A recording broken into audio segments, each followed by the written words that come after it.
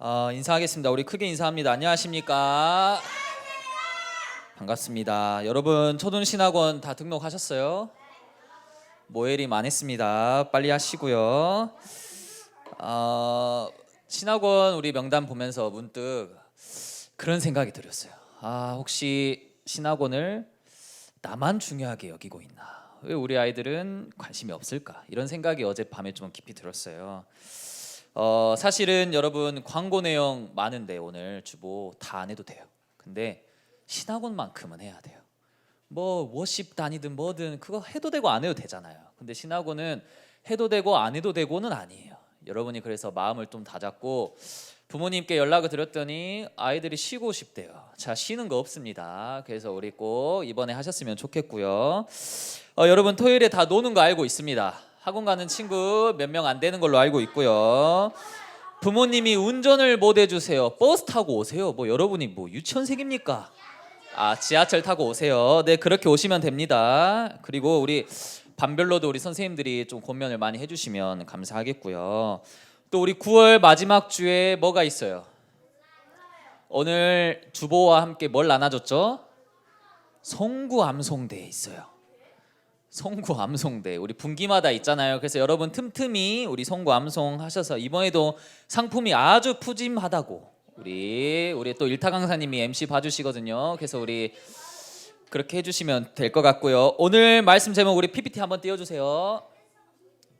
오늘 말씀 제목은 명품과 짝퉁이라는 제목이에요. 여러분 명품과 짝퉁을 구별하는 방법이 뭐예요? 구별하는 방법. 레고요? 레고가 뭔 말이죠? 자, 사진을 하나 보여줄게요. 유명한 명품백인데요. 둘 중에 여러분 뭐가 진짜고 뭐가 가짜일까요? A와 B 중에 A가 가짜다. 손 한번 들어보세요. 그러면 B가 가짜다. 손 한번 들어보세요. 자, B가 가짜다가 많은데요.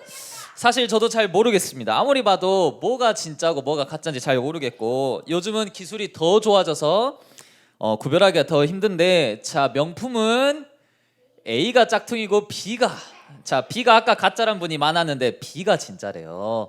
그만큼 짝퉁이 명품 같은 그런 시대가 됐는데 자, 어떤 사람이 명품을 갖고 있는지 또 안 갖고 있는지 짝퉁을 갖고 있는지 구별하는 방법이 있대요.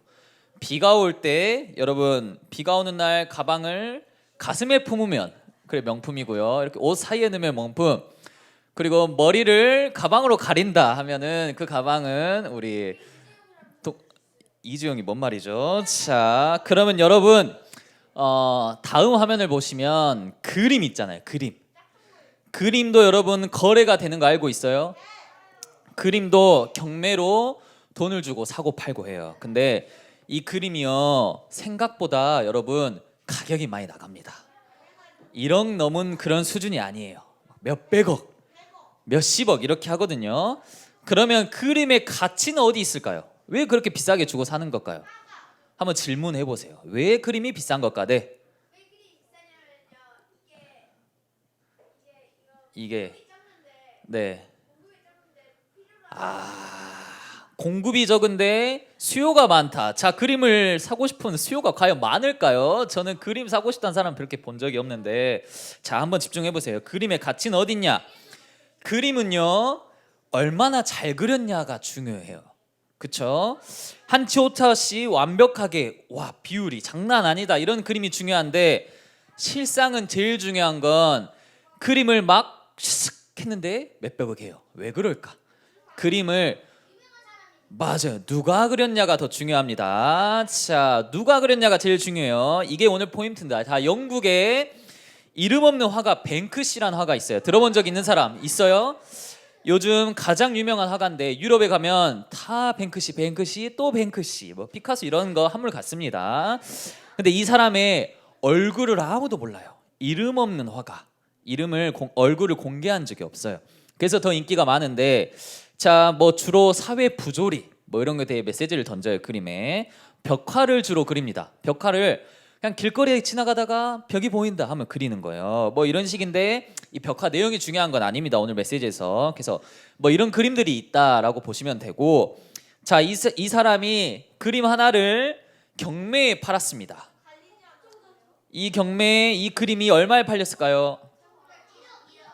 1억이요.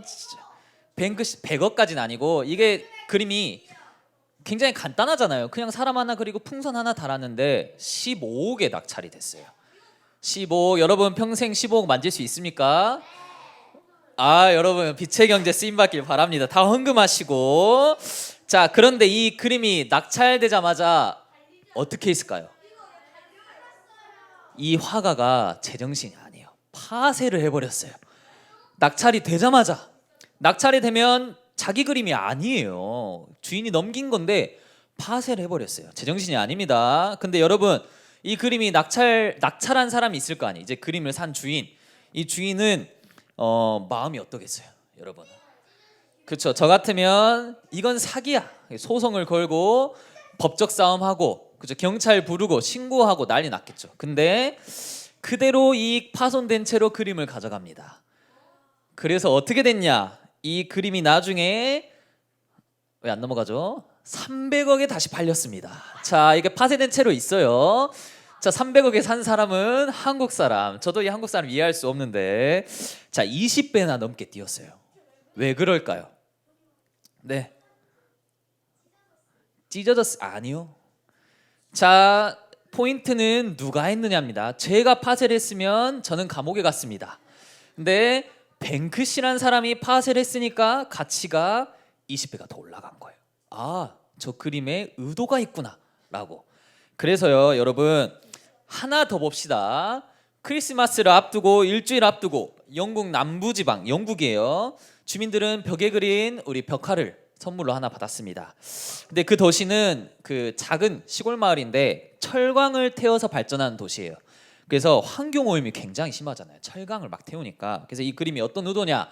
그 도시에 가서 옆에는 철강을 태우는데 결국 우리 아이들이 저 잿더미, 저 오염된 거를 온몸에 뒤집어 쓴다 하면서 그 도시를, 그 시골 마을을 좀 비꼰 벽화예요.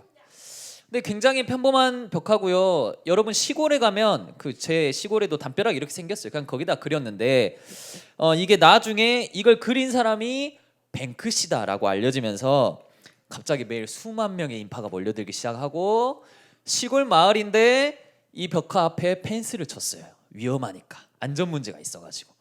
자, 이게 무슨 말이냐? 전도사님이 교회 주변에 벽화를 하나 그렸어요. 그럼 어떻게 될까? 자, 사무실에서 누가 낙서를 했냐 하면서 CCTV 돌려보고 막 경찰에 신고할 준비를 하겠죠. 그렇죠. 우리 교회 옆에 여러분이 낙서를 했다. 그럼 어떻게 될까요?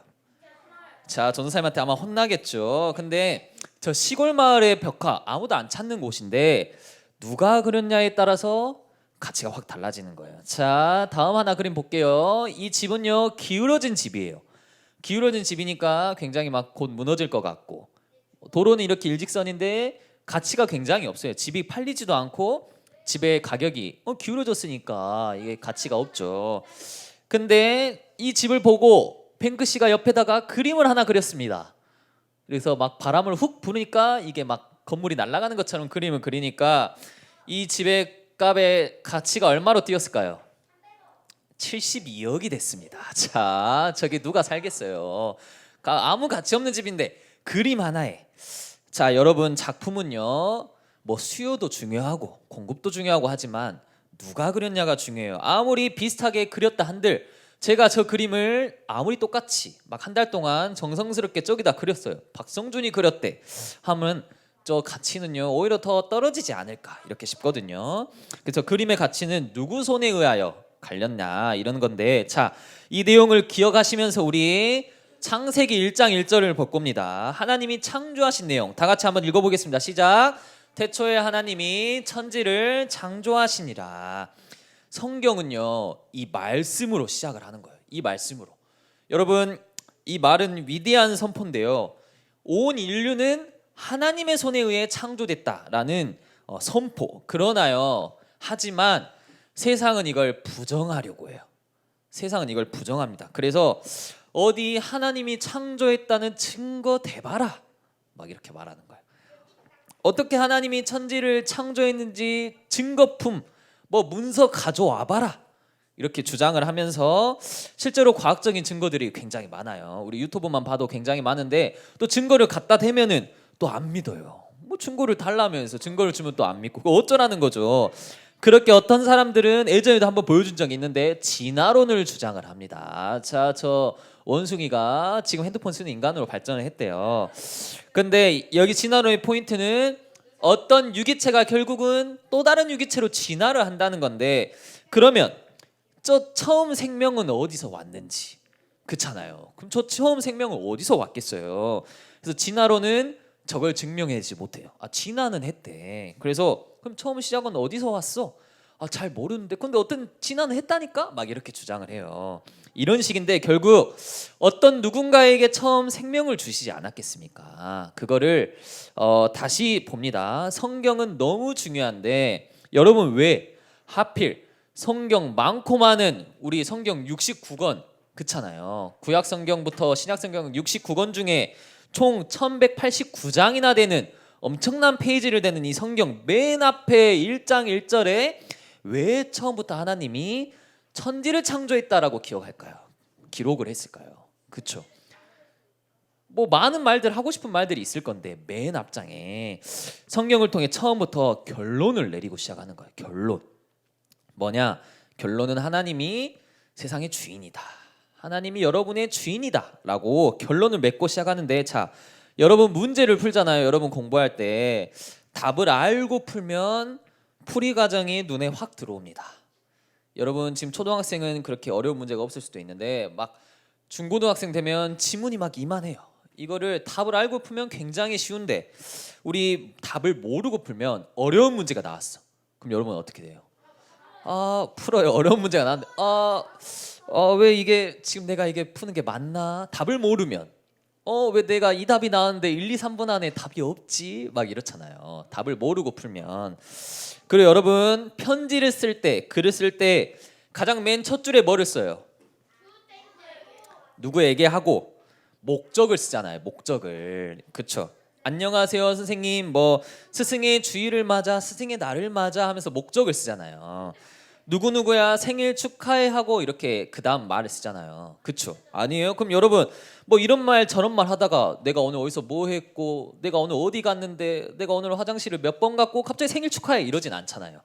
목적을 먼저 씁니다. 여러분 그 글을 쓴 목적을 먼저 써요. 그런 것처럼 하나님이 내가 천지를 창조했다 태초에 라고 쓰고 인간들은 지구가 자기 것인 줄 알아요.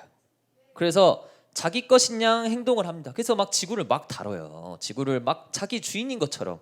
근데 이 세상 또 인간의 주인 내가 주인이야. 내가 창조했어. 내가 예수 그리스도 보낸 거야 라고 우리 분명하고 명확한 목적을 알려주셨어요. 그리고 우리 마지막 날에 인간을 창조하시고 하나님이 뭐라 하셨을까요? 자, 우리 빨간색 한번 읽어보겠습니다. 시작. 보시기에 심히 좋았더라. 왜 좋아했을까요? 다 만들었으니까. 또 끝났으니까. 왜 좋아했을까요? 귀찮아서 좋아해요. 다시 만들기 귀찮아서. 하나님이 직접 창조하셨으니까. 그렇죠. 여러분이 레고 만들고 레고 버립니까? 흡족해 하잖아요. 레고 만들어 놓고 와, 다 만들었다. 보시기에 심히 좋아하잖아요. 그리고 여섯째 날에 창조를 하시고, 이 숫자를 왜 빨간색을 해놨냐면 여섯째 날에 창조를 하시고 일곱째 날에 뭐 했을까요? 쉬었어요. 왜 쉴까요? 자, 일곱째 날은 안식하셨어요. 지금 우리가 여러분 주일에 아무 일도 안 하고, 주일에 여러분 부모님들이 직장생활 하는 거 봤어요? 주일에 일을 안 하고 우리가 주일에 교회 와서 예배하는 원리랑 똑같은, 태초에 하나님이 천지를 창조하시면서 그 원리를 이미 만들어 놓으신 거예요. 그래서 지금 우리가 이어받고 있죠. 그리고 우리 창세기 1장 27절에 자, 하나님이 빨간색 시작 읽겠습니다. 시작. 자기 형상 곧 하나님의 형상대로 이렇게 창조를 하셨어요. 여기에 추가적으로 하나님의 형상, 하나님을 닮게 지었는데요. 이 말은 무슨 말일까요? 하나님의 형상대로 하나님을 닮게 창조했대요. 이게 무슨 말일까요? 그러면 인간의 외모가 진짜 하나님을 닮았다는 걸까요? 닮았을까요? 하나님 얼굴 한 번도 본 적이 없으면서 어떻게 그런 말을 해요? 그렇죠? 뭐 저 그러면 돼지와 소는 하나님을 안 닮았다는 말일까요? 아, 그래요? 자, 이게 무슨 말이냐면 하나님은 눈에 보여요, 안 보여요? 하나님은 영이신 하나님이에요. 이 말은 인간을 영적인 존재로 창조했다는 거예요. 하나님의 형상이란 말은. 그래서 인간에만 영혼을 주시고, 자, 다른 존재에게는 하나님의 형상대로 짓지 않았어요. 인간에게만 영혼을 주시고 하나님을 예배하라고, 하나님과 사랑을 나누라고. 그래서 여러분, 영적 문제는 인간만 있습니다. 그렇죠? 여러분 뭐 이런 이게 영적 문제 있는 거 봤어요? 그렇죠? 저 이런 벽, 요 선풍기가 영적 문제 있는 거 봤습니까? 생명이 없어요. 인간만 영적 문제를 갖고 인간만 영적인 존재로 지어졌어요. 자, 다음 예시 한번 볼 겁니다. 한 부부가 있었어요. 오랜 기간 아이를 낳길 기다리던 한 부부가 있었는데 무려 뭐 한 10년 만에 아이를 낳았다고 쳐봅시다. 10년 너무 긴가요? 한 7년 만에 아이를 낳았다고 칩시다. 얼마나 기뻤는지 몰라요. 그렇잖아요. 7년 만에 애를 낳았어요. 결혼을 하고. 자, 그런데 여러분 곰곰이 생각해 보면 갓 태어난 아이는요, 여러분 말도 못해요. 그리고 부모에게 아무것도 못합니다. 그리고 항상 울기만 하고 새벽에 깨서 울고 또 울고 막 3시에 깨서 울고 밥 달라고 울고 아프다고 울고. 그쵸?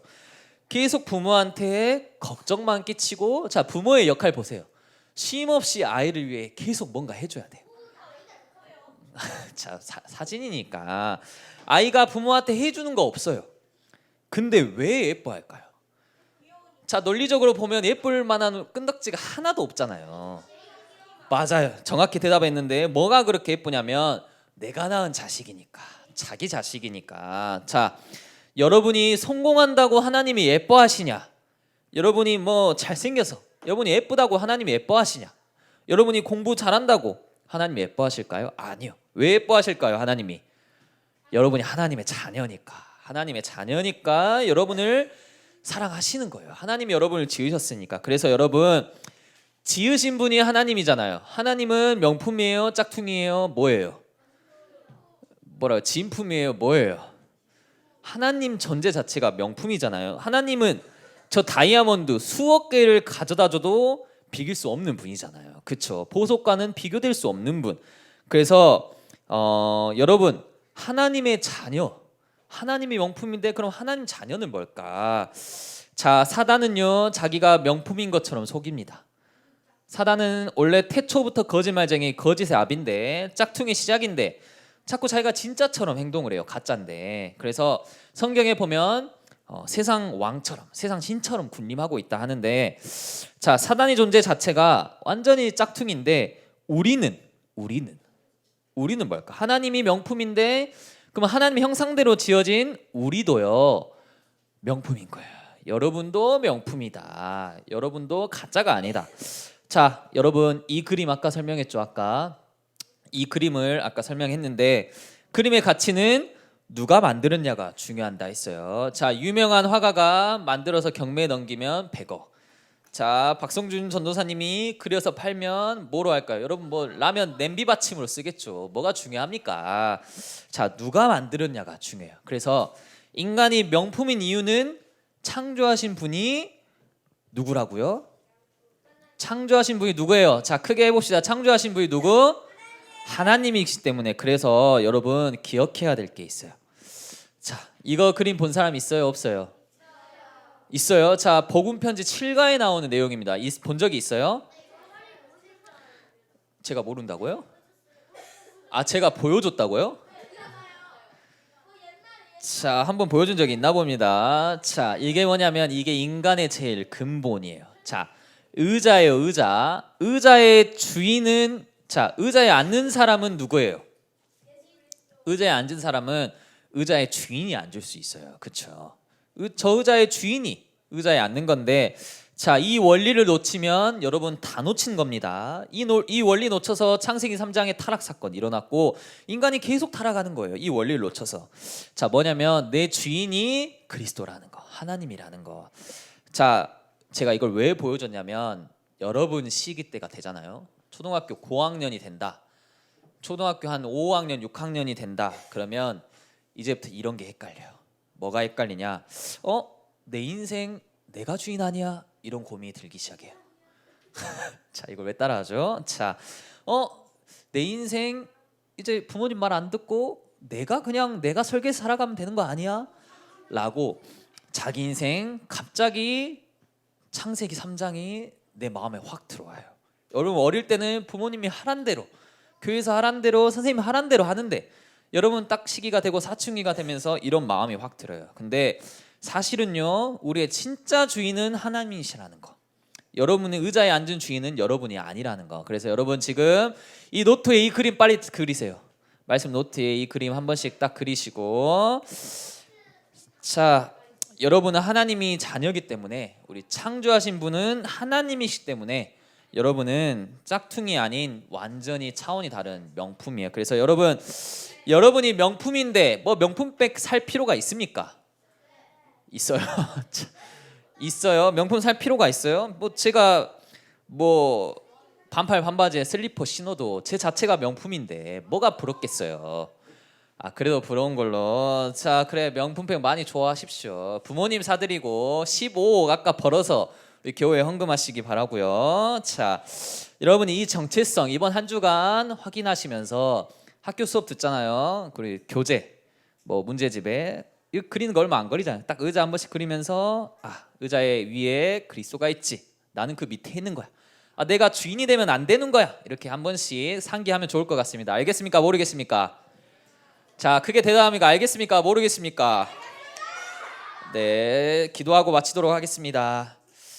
하나님 감사합니다. 하나님, 오늘 받은 말씀처럼 지으신 분이 하나님이심을 우리가 인정하며 나아갈 수 있는 초등부 렘넌트들이 되게 하옵소서. 하나님, 우리를 태초에 하나님이 말씀으로 창조하시고 하나님의 형상으로 하나님을 닮게 창조하셨습니다. 우리가 날마다 이 말씀을 기억하고 하나님의 형상대로 살아가는 초등부가 되게 하옵소서. 살아계신 주 예수 그리스도의 이름으로 기도합니다. 아멘.